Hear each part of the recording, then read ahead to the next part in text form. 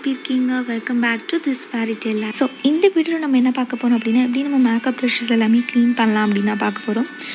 So makeup brushes கண்டிப்பாக clean பண்ணுறதுன்றது ரொம்பவே ஒரு மேண்டேட்ரியான விஷயம். அண்ட் சும்மா நம்ம இப்போ வாஷ் பண்ணுறதோ இல்லை லைட்டாக துடைக்கிறதோ அந்த மாதிரி பண்ணவே கூடாது. ஒரு ப்ராப்பராக நம்ம க்ளீன் பண்ணணும். ஏன்னா நம்ம ஆல்ரெடி மேக்கப்லாம் போடும்போது கெமிக்கல்ஸ் தான் நம்ம ஃபேஸ் அண்ட் ஸ்கின்லலாம் போகுது.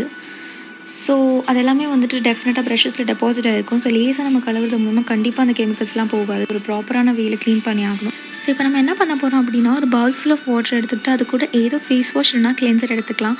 ஸோ ஃபேஸ் வாஷ் இருந்தால் ரொம்பவே நல்லது. பட் உங்கள் வீட்டில் எது இருக்கோ நீங்கள் அதை யூஸ் பண்ணிக்கலாம். அதுக்கப்புறம் நல்லாவே மிக்ஸ் பண்ணிவிட்டு ஒரு சொல்யூஷனை நம்ம டைல்யூட் பண்ணிக்கலாம்.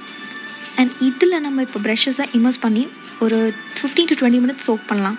ஸோ இப்படி பண்ணுறதுனால நம்ம மேக்கப் ப்ராடக்டாக இருக்கட்டும், டர்ட்டாக இருக்கட்டும், எது வேணாலுமே அந்த தண்ணியோடையே டெபாசிட் ஆகிருக்கிறது தண்ணியோடையே போயிடும். ஸோ இது ஒரு proper way of cleaning. Soap பண்ணி முடிச்சதுக்கப்புறம் அந்த ப்ரஷஸை வெளில எடுத்துகிட்டு நம்ம லைட்டாக ஷேக் பண்ணலாம். ஸோ எக்ஸஸ் வாட்டர் எல்லாமே ரிமூவ் ஆகிடும்.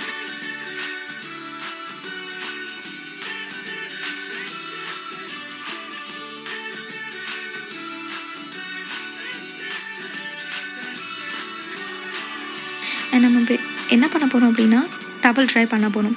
ஸோ அதுக்கு ரொம்பவே ஒரு நீட்டான கிளாத் தேவை. ஃப்ரெஷ்ஷாக ஒரு நீட்டான கிளாத் தேவை. எந்த டர்ட்டும் இல்லாமல் ஒரு நல்ல கிளாத் தேவை. ஸோ அதை நம்ம ட்ரை பண்ண போகிறோம். நேச்சுரலாகவே ட்ரை பண்ணதுக்கப்புறம் நம்மளுக்கு ஒரு க்ளீன் நீட்டான ஒரு புது ப்ரஷ் நம்மளுக்கு கிடைக்கும். ஸோ இப்போது இந்த ப்ரஷஸ் சேஃப் டு யூஸ்.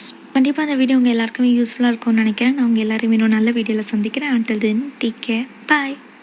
நீங்கள் நம்ம சேனலை ஃபர்ஸ்ட் டைம் பார்க்குறீங்கன்னா மறக்காமல் நம்ம சேனலுக்கு சப்ஸ்கிரைப் பண்ணுங்கள். கூடவே இருக்க பெல் பட்டனையும் கிளிக் பண்ணிக்கோங்க. அப்போ தான் நான் போடுற வீடியோஸ் எல்லாமே உங்களுக்கு நோட்டிஃபிகேஷன் வரும்.